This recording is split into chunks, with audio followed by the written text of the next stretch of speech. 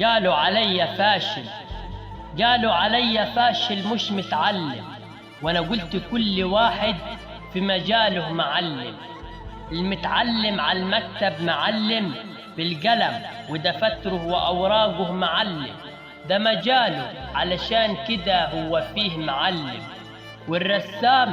والرسام بالفرشة والالوان معلم، يرسم اللي هو عاوزه وبرسمه يبهر المتعلم، ولا تصعب عليه رسمة حتى لو كان شخص بيتكلم.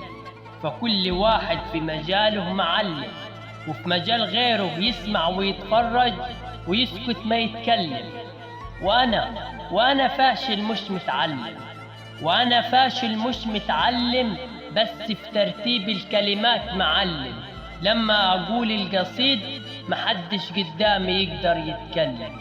مش متعلم بس معلم، كاتب شعر وبلهجات بتكلم.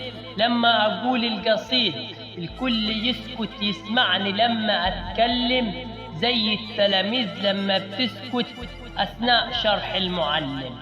مش متعلم بس موهوب، مش متعلم بس موهوب، كاتب شعر ليا جمهور ومحبوب.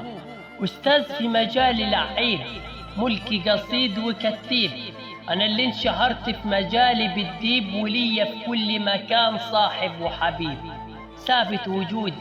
ثابت وجودي وعجبكم لما أتكلم، ومع إني مش متعلم بس معلم، كاتب شعر وبلهجات بتكلم.